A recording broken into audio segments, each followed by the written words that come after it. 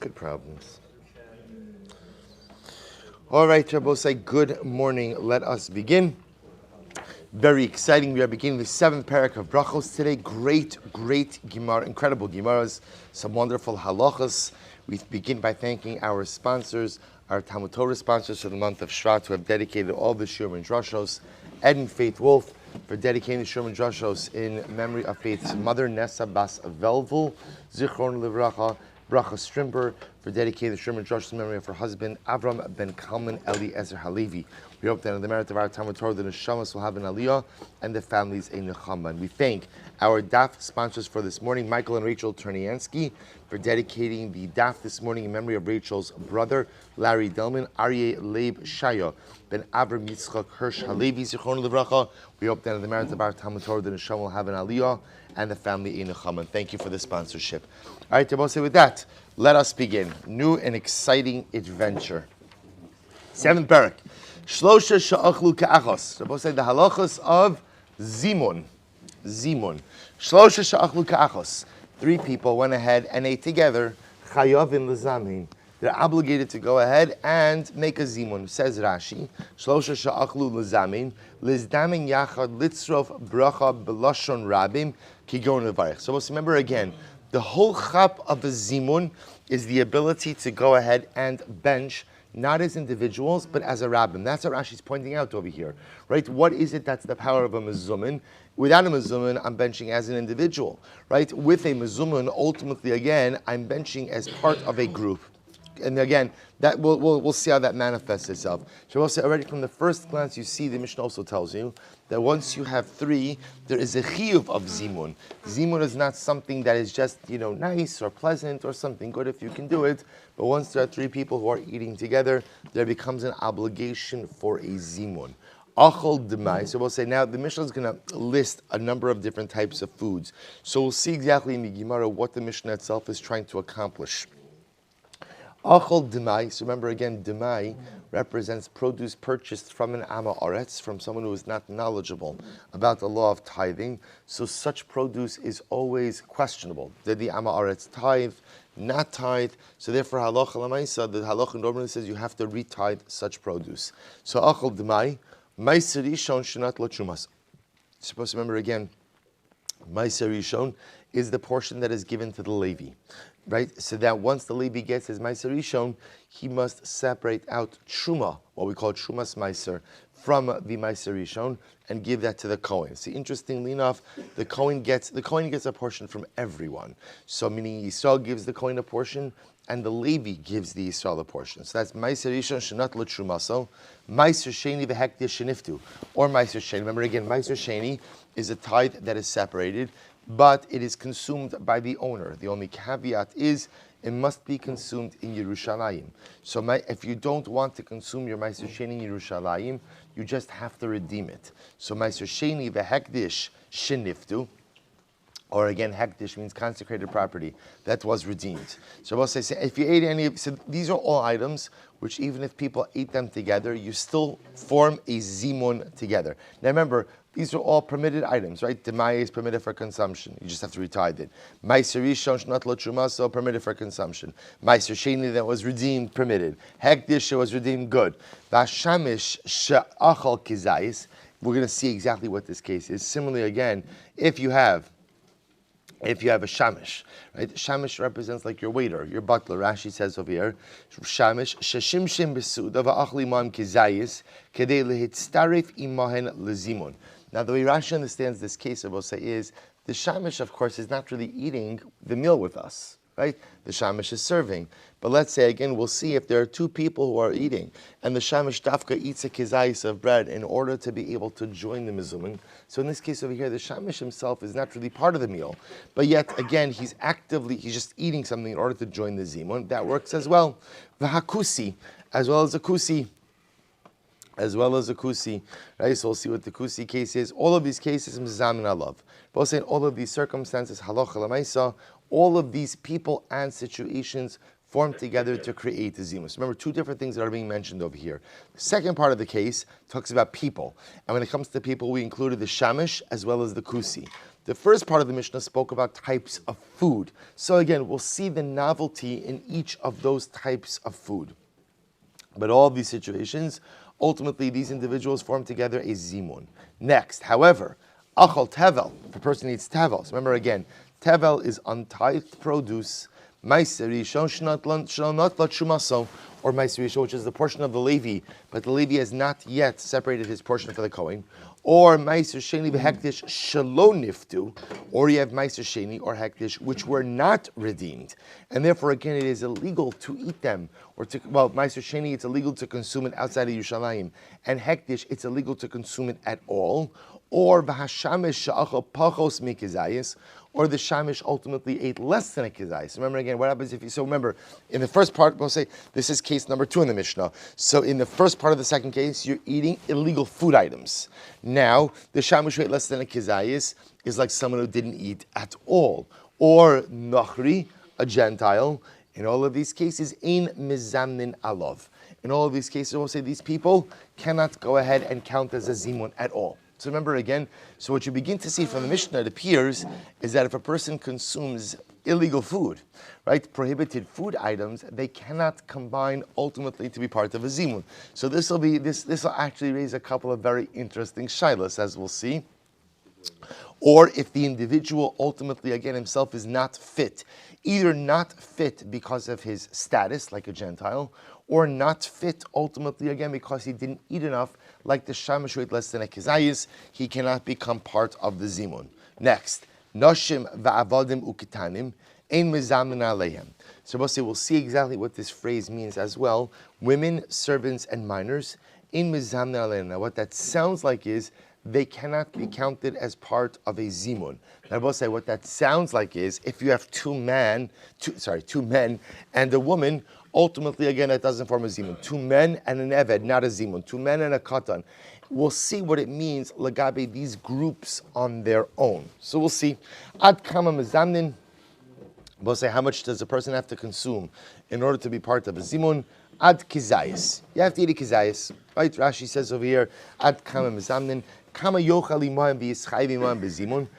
do you have to eat in order to be part of a mezuman? So we'll say, so it's really a double question. Number one, how much do you have to eat to be part of the mezuman? Which by extension also means how much do you have to eat in order to lead the mezuman? In other words, if you're part of the mezuman, you could lead the mezuman. So how much does a person have to consume? Kizayis. Kizayis is the amount ultimately again that allows you to become part of the mezuman. Rabbi Huda Omer ad kibetza.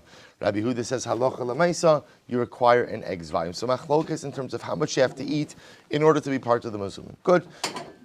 We'll explain a lot of these details obviously in the Gemara. Says the Gemara. So we'll say, so remember again, always interesting when you see a Mishnah like this, that the Mishnah presupposes that we know the concept that 3 people could come together to form a mezuman. So from where do you know ultimately again that 3 is the number? Where do you know 3?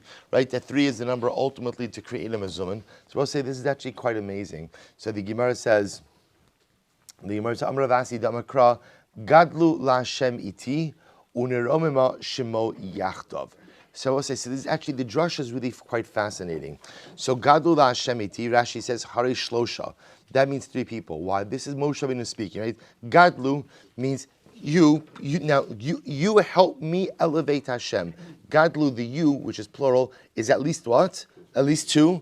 And Moshe Rabbeinu is speaking, right? So again, it's Moshe Rabbeinu plus the 2 is 3. Rabbi Avo says from here, Kishem Hashem Ekra, when I call out, ultimately, I'm sorry, not Moshe Rabbeinu, David HaMelech, I'm sorry, Tehillim. So that was Gadol Hashem Iti. The second pasuk is Moshe Rabbeinu, Kishem Hashem Ekra, Havu Goldel Leilokeinu. So same idea. Moshe Rabbeinu calls out, he says, when I call out the name of God, ascribe greatness, Havu plural. You plural ascribe greatness to the name of Hashem. So again, the basic number you plural is 2. So 2 plus Moshe Rabbeinu is 3. 2 plus David HaMelech is 3. So we'll say, so here is the makar for mezuman. Right? Here is the makar for mezuman. Pretty incredible. And I will say the idea being that you see from here, the common denominator between these 2 psukim is that there's an element of praise that a group of three can give HaKadosh Baruch Hu that one on his own cannot. That's the Gadlu LaHashem iti uniromima shemo yachtov. Let's elevate Hashem with me, and we will sing to his name together. So again, Gadlu, minimum of two, with David HaMelech, three have the ability to give shevach, to give praise to HaKadosh Baruch Hu in a way that one cannot. Ki Shem Hashem ekra. When I call out the name of God, in this pasuk, I will say it's even a little bit clear that it's mezumin, right? That's the mezamin, that's the mevarich, that's the one leading the mezumin. When I call out the name of Hashem, havogolda lelokinu, ascribe greatness to his name, plural two, together with the mevarich is three. Beautiful. Amar Rav Chanan, Barabas. So we'll say, so just the Gemara kind of goes on a little bit of a tangent, but this is just a moment. Amar Rav Chanan, Barabas, minayin la'one amen, shelo yagbia kolo yosem and mevarich. I will say, how do we know that Allah Chalamay, so when you are answering amen to a bracha, you should not go ahead, and your answering of amen shouldn't be any louder than the mevarich, than the person making the bracha, right? My amen should be no louder than the person making the bracha. Shene'emar, Gadlu LaHashem iti uneromima shemo yachtav. So we'll say again, the drush over here being yachtav. Right? When I go ahead, Gadlu LaHashem iti, elevate HaKadosh Baruch Hu with me, uneromima shemo yachtav, and let's go ahead and praise his name together. So the idea is if I'm the mevarich and you're answering amen, we should do it together. So your amen should be no louder ultimately again than my bracha. Amar Rabbi Shimon Pazi, minayin she'ena metargem rashay lahagbia kolo. What's another interesting idea? The Turgaman, right? So remember again, it used to be that when the Tanoim would go ahead and give their shiurim, they would have a Turgaman, right? So the Turgaman's job was to go ahead and not just give a translation, but give an explanation. But the truth is, even besides the Tanoim, in shuls, often for Kriyas HaTorah, they would have a Turgaman. The Balkari would read a pasuk, and the Turgaman would explain the pasuk. So how do you know that the Metargem, the one who is explaining and translating, should not raise his voice above the one who is going ahead and reading the pasuk? Yosem and Akore, Shene'emar, Moshe Yedaber, V'Elokim Ya'anenu B'Kol. Because the pasuk says Moshe would speak, and HaKadosh Baruch Hu would answer him B'Kol. She'in Tamal Omar B'Kol. The pasuk doesn't need to say B'Kol. Ma Tamal Omar B'Kol. B'Kolo Shel Moshe. That HaKadosh Baruch Hu would answer Moshe Rabbeinu at the same decibel level that Moshe Rabbeinu was speaking. It's actually quite beautiful. Both say this idea being representing this almost like synergistic partnership between HaKadosh Baruch Hu and Moshe Rabbeinu. That's to be replicated between the Koreh and the Metargem. The idea being that everyone working together in one effort to elevate Klal Yisrael. If one's louder than the other, it disrupts the harmony a little bit.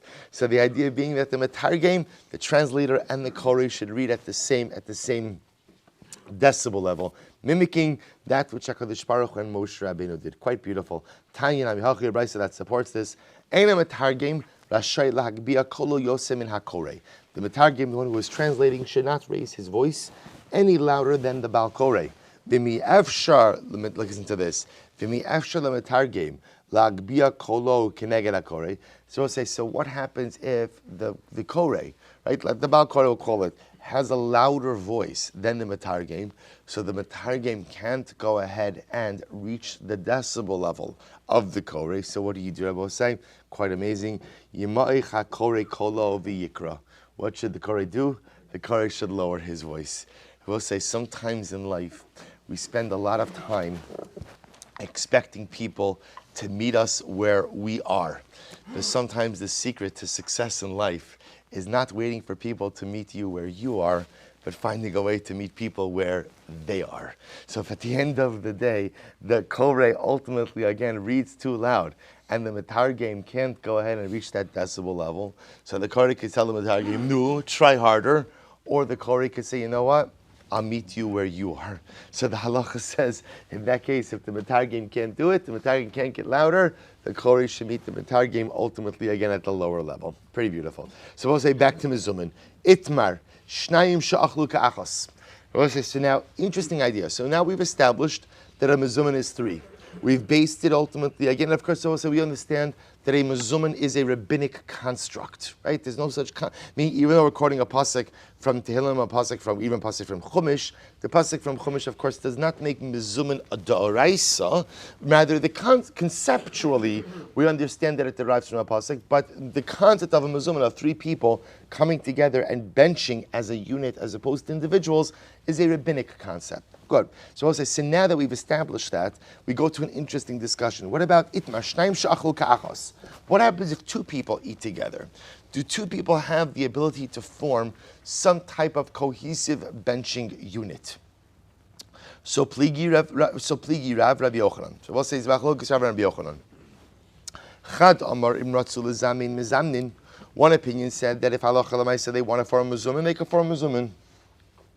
So the Gemara says, I'm sorry, Chad Amar Imratzu L'Zamin Nezamin. The Chad Amar Imratzu L'Zamin Ein Mezamnin. And the other opinion said no, that even if they want to form a mezuman, they do not have the ability to do so. So we'll say, so fundamental machlokas about do two people have the ability to form a cohesive zimun unit. Machlokas Rav, Rabbi Yochanan. So Tznan, let's analyze this. Shlosha she'achlu ke'achos chayavin l'zamim. So we'll say, the truth is, it seems to be a relatively open and shut matter. After all, look at the opening phrase of the Mishnah. Well, that's the opening phrase of the Mishnah. If three people ate together, they're obligated to make a mezuman. So what do you see from here? Shlo she'in, shnayim lo. So it's pretty clear that halacha l'maisa, a mezuman is something that is three people and not two. So what's the shaila? To which the Gemara says, well, maybe not. Maybe hasam chova, hacha rishus. Maybe there's just two different constructs. Maybe the idea is if three people eat together, there is an obligation to make a mezuman. But if two people eat together, there is no obligation, but what? There is the possibility or ability. Right? Maybe that's what it is. So Tashma, let's analyze. Shlosha she'achlu ka'achos chayavin lezamein ve'ein rasha'in lechalik. So we'll say this is actually quite amazing. If three people eat together, ultimately, again, they are chayiv to make a zimun, and they are not permitted to split apart. They're not permitted to split apart. So the Gemara says, what do you see from here? Shlosha in, shnayim lo. We'll say, so once again, you see three people are obligated to make a mezuman, but two are not.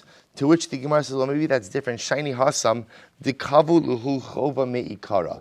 That might be different. Why? Because ultimately, again, once the three sit down together, they establish a bond which generates an obligation. Take a look at Rashi.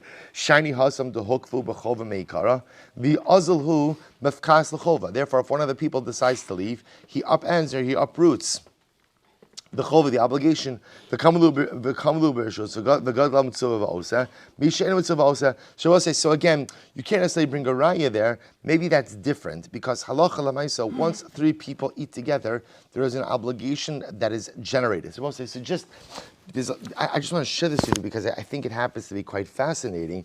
So the Shulchan Aruch writes about this in Kuf Tzadik Gimel. So in Kuf Tzadik Gimel, the Shulchan Aruch writes as follows. Actually, you know what? We'll wait for a second. But this note here, I'll just read you this line. Although I'm going to go a little bit out of order in this halacha. Shlosha sha'achlu einam rasha'im lechalik. So we'll say this is a halacha in Shulchan Aruch that halacha l'maisa. See, sometimes we think that like a mezuman is something nice if you can do it, but if you can't do it, somebody's got to leave or whatever it is. Not a big deal. It's really not true. Once three people eat together, there is a halachic obligation which is generated. And that is why the Shulchan Aruch says explicitly, when three people eat together, einam rasha'im lechalik. They are not permitted to take leave of one another until they bench b'mezuman. So we'll see what we can do. We'll see what can be done when one person has to leave or two people have to leave. We'll discuss all of that. But the Mishnah Berurah says as follows. He says, the kvarnus chayvu b'zimun sha'achlu b'yachad. V'da, the chiyav zimun l'davka k'shach l'pashchel berachos hamazon avalim achlu ersos. So I say, again, that is a halacha. Again, we'll see it in a bit more detail in just a moment. But once three people have eaten together, they generate an obligation. So we'll say, so let's go back. So remember, again, we're still trying to figure out, does two create obligation or not?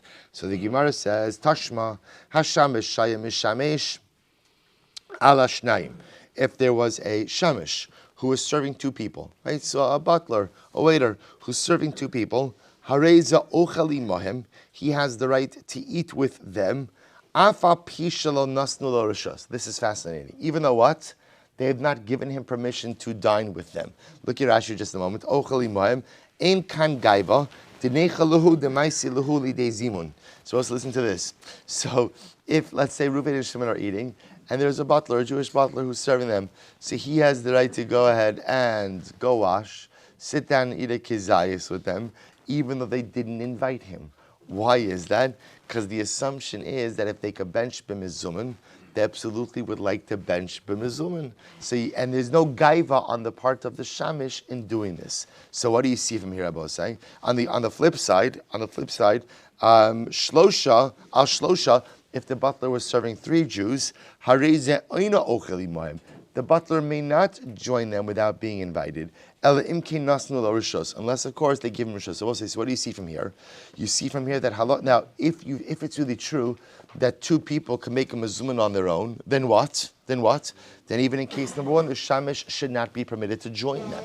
But yet the fact that the shamish is permitted to join them indicates to us that halacha l'maisa, 2 people cannot create the mezuman. Therefore, when 2 are eating, it's in their benefit that the shamish go ahead and wash and eat a kazayis of bread with them. Masha inkin, if they're third, they don't need the shamish. He can only join if he is invited. So I'll say to which the Gemara says shiny hasam. Still, that case is different. Why? Amadeis denechalei demikvaluhu becholva.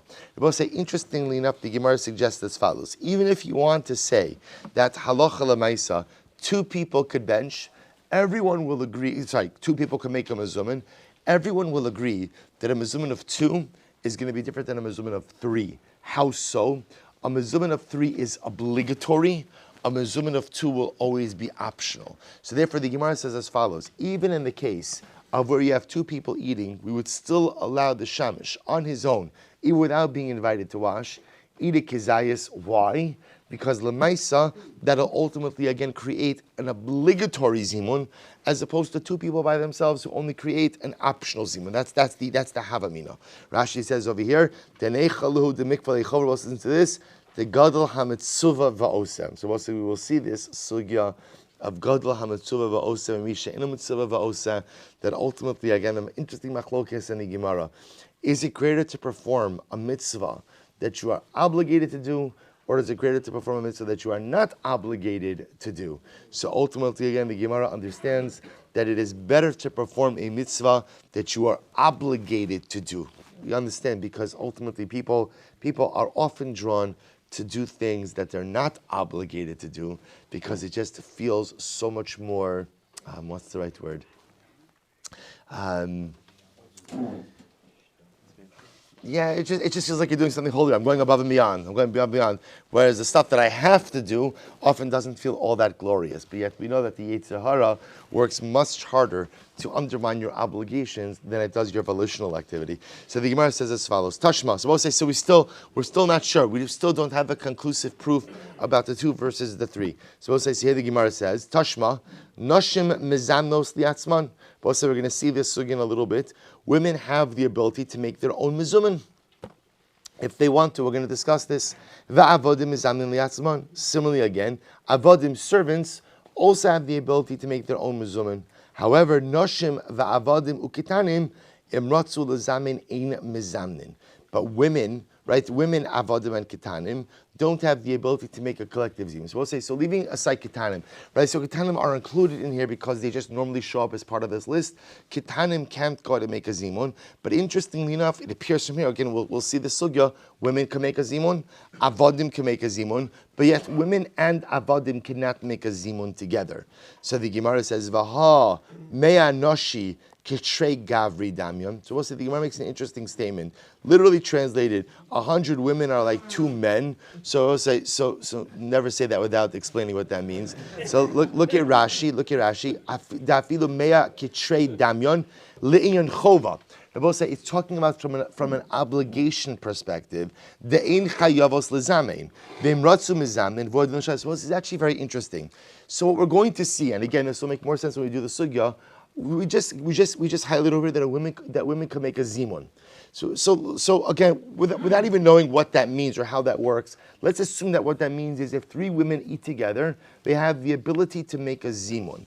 Even before we explain what that means, the Gemara understands that to mean they can, but are not obligated to do so. Right? They have the ability to make a zimun, but are not obligated to make a zimun. So therefore, the Gemara says something very interesting. It would appear that, let's say, if you have a group of women making a mazumin, which again the Gemara is going to say is fine, that's no different than two men. Meaning what?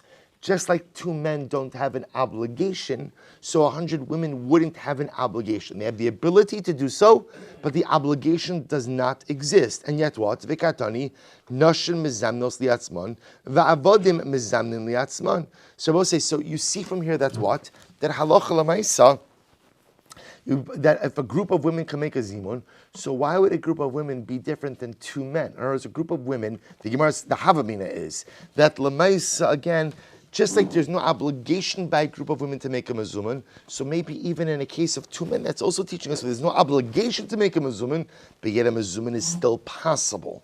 To which the Gemara says, no. I'll tell you why they're different. Shiny hasam di'ika deos. Look at Rashi. Di'ika deos. Ta'af agav de le'inyan chova inon chayavos le'inyan rishus deos shlosha chashivi lehodos tfei mishnei anashim. Because I will say, let's go back for just a moment. This is what's fascinating. Where does the concept of mezumin come from? So the concept of mezumin comes from one of those two psukim, either in Tehillim or in Devarim. And the idea of the pasuk is that three have the ability to praise HaKadosh Baruch Hu in a different way. So the Gemara says this is focused on the number. So when you have three women, so you've hit that number threshold. So whereas it may be true that maybe three women don't have an obligation to make a zimun, but once you cross the number threshold, it means they have the ability, should they choose to do so, to praise HaKadosh Baruch Hu in a certain way. Two just simply don't pass the number threshold. So what the Gemara is taking a step back and saying over here is almost like let's get back to basics. Getting back to basics is the concept of mezumin. When we spoke about mezumin, is anchored in the fundamental concept Kishem Hashem Ekra Havu Goda Leilokenu. What was the second pasuk? Kishem Hashem Ekra Gadu La Hashem Iti Uneromim Shmo Yachtov. Three have the ability to praise HaKadosh Baruch Hu in a particular way. Three women have the ability to praise HaKadosh Baruch Hu in a particular way. Whether it's obligatory for them to do so or not is irrelevant, but they have the ability to do so. Two doesn't pass that threshold. So the Gemara says, well, that's the case. So we'll say,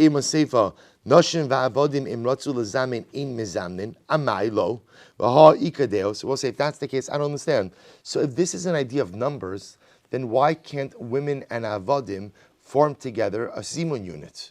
Right? In other words, if that's what you're saying, we'll say deos in this case doesn't mean intellect, right? Deos means people. So if at the end of the day you've got three people, so why can't women and avodim form a zimun unit? To which they want to say shani hasam mishum pritzusa.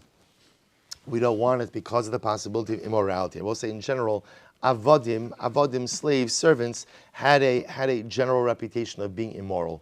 So we just don't want a situation of women and avodim making a zimun together. We're looking to avoid that. Therefore, Chazal legislated that ultimately, again, that zimun can't occur. But what you do see, something very interesting, is that women and avodim do have the ability to form the zimun on their own. Again, more about that a little bit later. So tistayim derav da amar imratzu lezamein in mizamnin. We'll say it would appear. Remember again, we'll say how this whole thing started. The Gemara introduced the concept ultimately again of, or the machlokes of, do two people have the ability to go ahead and make a zimun? So the Gemara said this is a machlokes in Rav and Rabbi Yochanan. One said yes, one said no. But remember again, the Gemara did not tell us who says what, or who said what. So the Gemara says it would appear that it's Rav who holds imratzu lezamin in mizamnin. It is Rav who holds that two people cannot form a zimun. The Amrav Din Bar Yosef Amarav shlosha sha'achlu ka'achos. Let's listen to this. If three people ate together as a unit, v'yatza echad mehem lo shuk, and one of them went out to the marketplace, korin lo umizamnin alov, they could call him, and they could include him in the zimun. So Rabbi says, so now what does this mean? Take a look at Rashi. This Rabbi says is actually an incredibly important halacha. So Koran Lo Rashi says, Lahodio shehem rotzim lezamein v'yifna eleim b'makom ma'amado v'dai lahem bekach. So once you hear this case, Reuben, Shimon, and Levi are sitting and eating together. Levi says, I got to go. Right? He gets up, he starts walking away. Reuven and Shimon say, hey, where are you going? We got to make a mezuzah. So what happens? As long as Levi turns towards them and is attentive to them, and obviously could hear them, right? Then halacha l'maisa, they could bench b'mezuman, and Levi could answer from where he's standing, and ultimately, again, this counts as a mezuman. Pretty dramatic halacha. So korelo umizan alav. Taima to korelo. The reason they can make a mezuman is why? Because they're calling out to him. Ha lo korin lo. But you see from here that what? If they don't call out him and include him, then what? They can't make a mezuman, which Rabbi is pretty explicitly clear, saying that what? Two people cannot form a mezuman. To which the Gemara says, again, not a good case. I'll tell you why. The Gemara says, "Shiny hasam da'akvu lohu bechova meikara." Ultimately, again, that's different, Rabbi say, because again, everyone will agree that when three people begin a meal together, that creates a level of obligation, right? That creates an obligatory zim. Remember, again, Rabbi say, even according to the opinion who's going to say that two people could form a mezuman, what type of mezuman is that? Right? It's a rishos, it's an optional mezuman, right? That everyone is going to agree to. But when three people form a mezuman, that creates a chovadik, that creates an obligatory type of zimun. Ella testaim Rabbi Yochanan hu da'amar imratzu lezamin ein mezamnin. Rather, again, perhaps it really is, or not perhaps, it is the opinion of Rabbi Yochanan who holds that two people cannot form a zimun. Da'amar Rabba bar Brachana am Rabbi Yochanan shnayim sha'achlu ka'achos echad mehem. I'm sorry. But before we get to that, I just want to tell you this. So this is the halacha, which is actually really quite amazing. Sorry. So the halacha is like this. Actually, no. All right, one more line in the Gemara, then we'll do it. It'll be a little bit more impactful. So the Gemara says as follows: Here we go. So rather, it must be Rabbi Yochanan who holds that halacha l'maisa, if two people want to make a zimun, they cannot make a zimun.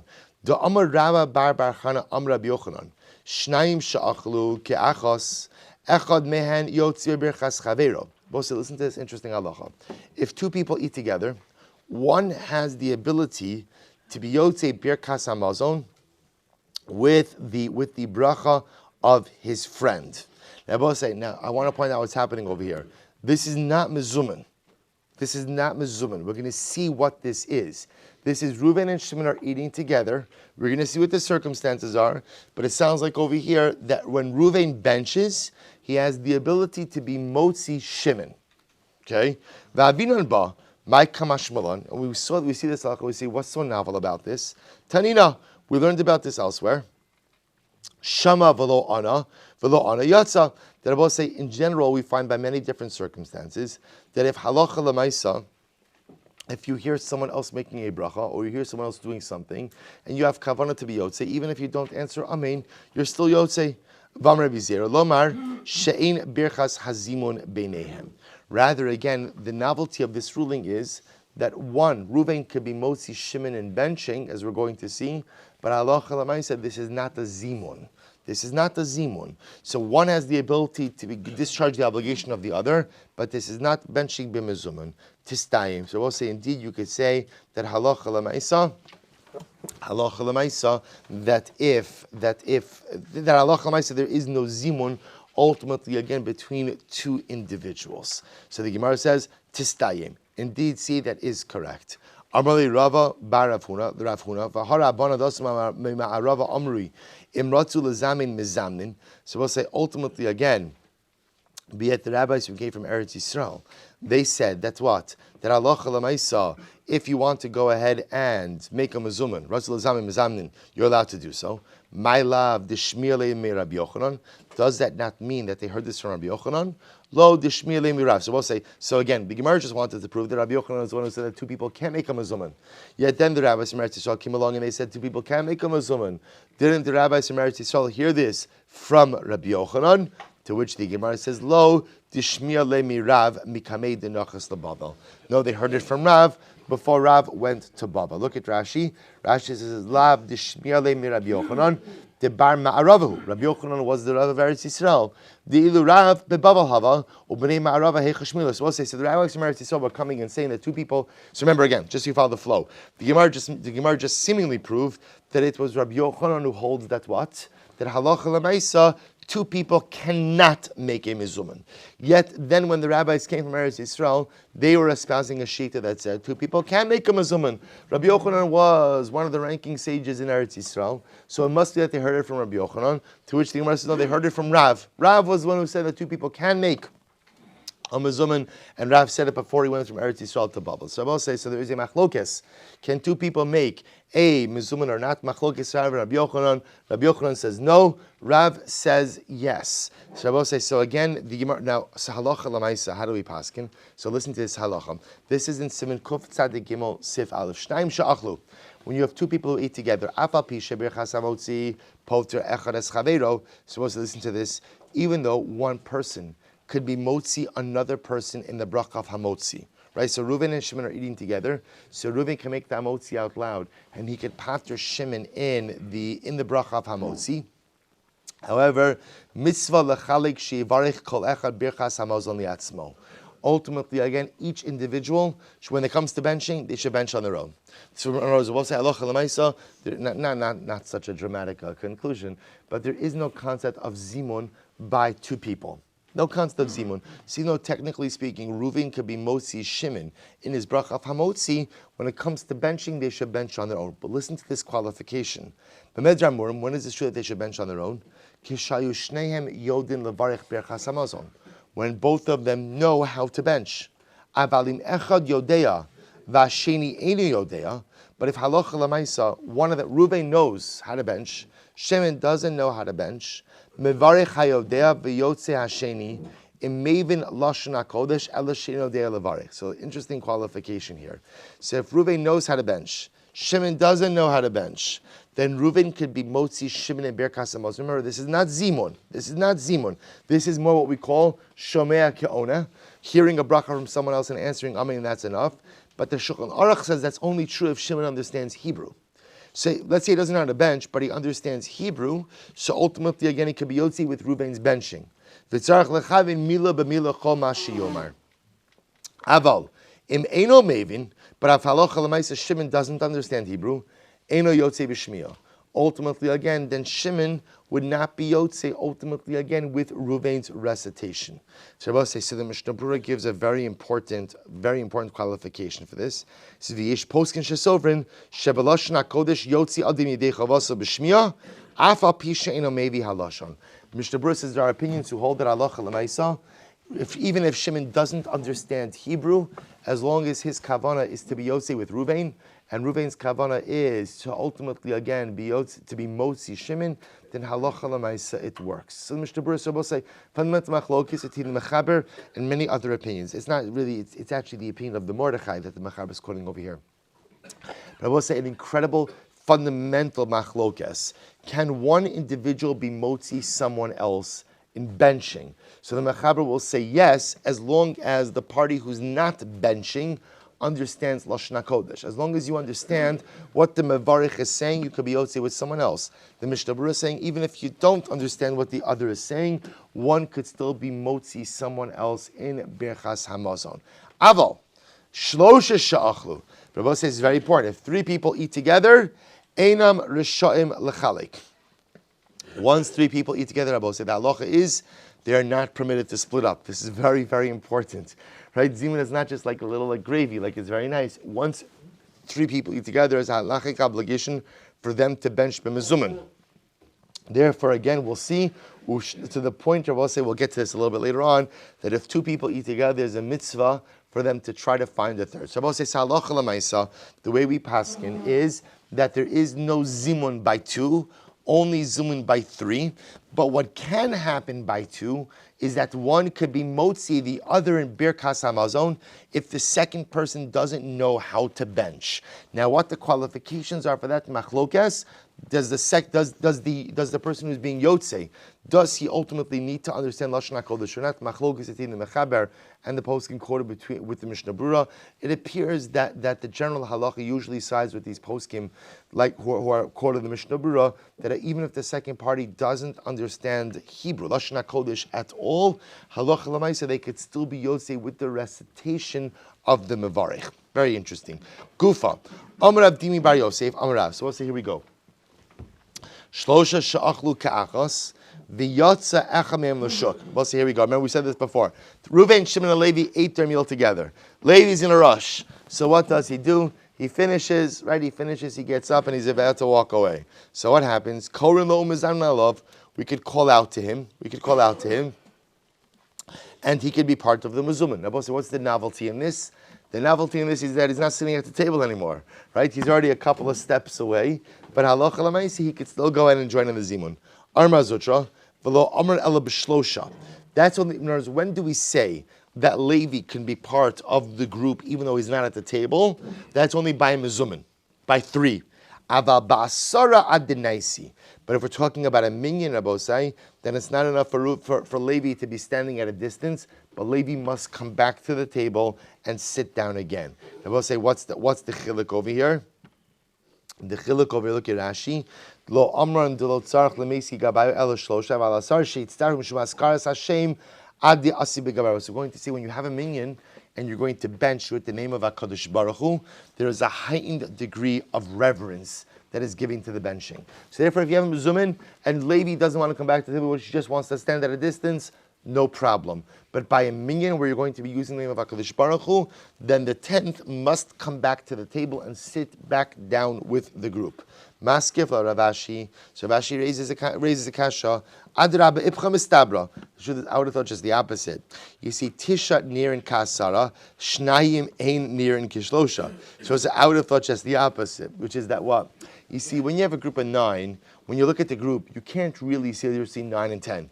It just looks like a group. So it's meaning the group looks intact, even if one of the guys is standing at a distance. 3, a mezumin, however, Rabbi say again, is pretty clear. People could obviously immediately see they're seeing 2 and 3. So actually, the Gemara says, Rav Ashi says, I would have thought that the opposite would have been true. But when you have 3 people, and Levi got up and walked away, for them to have the mezumin, Levi's got to come back and sit down. But when you have a minyan, and your center, right, your 10th guy got up and walked away, like who cares? In other words, not who cares. Meaning, I'm still gonna need him to stand there and be attentive, so I could say the name of HaKadosh Baruch Hu, but I would not have thought that he actually needs to come back and sit back down. Vilchasa kimar zotra. And both said that Allah follows mar zotra, like we said before, namely, that when it's 3, even if Levi is standing at a distance, as long as he could hear and answer, he's part of the mezumin. But when you have a minyan, the 10th guy must come back and sit down. My time, what's the reason? Since when you have a minyan, you have to mention the name of HaKadosh Baruch Hu. It's not appropriate, it's not kavdik to HaKadosh Baruch Hu to mention his name without all 10 being seated. And Rabbi said that is indeed the halacha in Shulchan Aruch, that with the mezumin, this actually is halacha, even if your 3rd is up standing at a little bit of a distance, he could still count towards the mezumin as long as he hears and answers, even if he's not sitting with you. But by the minyan, the entire minyan must be sitting around the table in order to be able to answer with Elokeinu. Amr Abaye. Naktinon, we learned, Shnayim sha'achlu ka'achas mitzvah lechalek. So as we learned before, actually I mentioned this, a little bit anticlimactic already in the Gemara. We saw in Shulchan Aruch that when 2 people are eating together, mitzvah lechalek. Mitzvah lechalek means it's a mitzvah to separate. Namely, each person should bench on his own. Tanya Nami Hachir Brisa that supports this. Shnaim sha'achlu ka'achas mitzvah lechalek. 2 people who are eating together, it is a mitzvah for them to separate for each of them to bench on their own.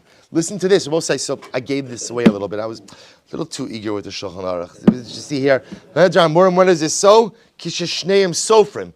When they are both well versed. Or as I will say, if they both know, or if they're both learned and they both know how to bench on their own, then Allah said they should both bench on their own. However, it says the Gemara about echad sofer ve'echad bor. But if one of them is learned and one of them is not, sofer mevarich ubor yotze. Then ultimately, again, the sofer has the ability to go ahead and bench and be motzi the bor. We'll say it's interesting, by the way. It's interesting that you call this person a bor, right, as opposed to an Amma Aretz. We'll say, so I want to tell you something amazing. You know what the Gemara is teaching us? Not everybody has the privilege to have an education when they grow up. But once you become an adult, you have every single means within your disposal to become knowledgeable or remain ignorant. When you're a child, it's up to your parents, right? So you can't choose that. So a person could grow up and become an Amma Aretz. I'm an Amma Aretz because I never had an education. But to remain an Amma Aretz, you're no longer an Amma Aretz. Then you're a bor, right? A bor is someone who decides to remain ignorant. Growing up ignorant is not necessarily your choice. Remaining ignorant is absolutely your choice. So you're an adult and you don't know how to bench. That's the decision that you made to remain in that state of ignorance. That such a person like that who chooses to remain ignorant, unfortunately, again, is no longer an Amma Aretz, but Chazal call him a bor. But nevertheless, halacha l'maisa, Shabbos is such an incredible yisod. We all grow up with different circumstances, many of which we can't control. But what we choose to accept and to perpetuate into our adult lives, those are the active decisions we each make for ourselves. And those are the decisions that we are responsible for. So Amar Rav, so again, I gave it to you in the Shulchan Aruch already, so you saw it. Halacha l'maisa, two people bench on their own, unless, of course, one doesn't know how to bench, in which case the other has the ability to bench on his behalf. Amar Rava, Hai mil samrisa ana v'temra mishred Rabbi Zera kavasi. So Rava said, this matter I said, and Rabbi Zera said like me. What did he say? Shlosha shachlo ka'achlos. Echad mafsik l'shnayim, vein shnayim mafsikin lechad. Both say, here we go, perhaps one of the most well-known or not so well-known halachas in Zimun. Both say three people. Rarely do you have a situation where three people are on the same schedule. So what happens? Three people eating together. Echad mafsik l'shnayim. Two of them want to bench right now. The third guy, it always happens. The third guy is like one of those slow eaters, like mamish, savoring every bite. Come on, man, there are things to do, places to eat, right? This is not like a 15-year-old bottle of wine. Just eat the sandwich. So the idea is, but what happens? Two are ready to go. The third is not yet ready. So what's the halacha? Two could compel the third to stop eating. They both say, now what happens with the third? The third just has to stop eating, listen to the zimun, listen for the first bracha, right? The mevarich makes the first bracha out loud, and after the conclusion of the first bracha, the third guy could continue his eating. And the nice part is when he finally gets around to benching, so halacha l'maisa, it's considered as if he's benching b'mezumin also. But the halacha is shnayim, right? Echad mafsik l'shnayim. So the one has to stop if the other two want to bench. Ve'in shnayim mafsikin le'echad. But we'll say, interestingly enough, the two are not obligated to stop for the one. So we'll say, so for example, Reuven is finished eating, he's got to go. Shimon and Levi are not obligated to stop their eating for him. He's got to wait for them, which we'll say is a normal halacha. So again, if two finished and they want to bench and one's not finished, the one has to stop to answer the mezumin. If one is finished and two are not finished, the two don't have to stop for the one, or is the majority. Everything goes after the majority.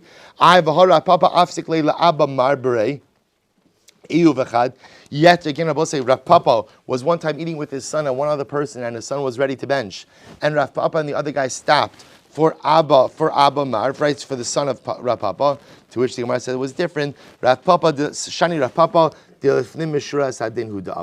Rav Papa went above and beyond. Although Rav Papa wasn't obligated to stop for his son, he went above and beyond the Fnim Mishuras Hadin for his son. All right, so we'll stop over here. We'll pick up Emir Hashem with this sugya tomorrow.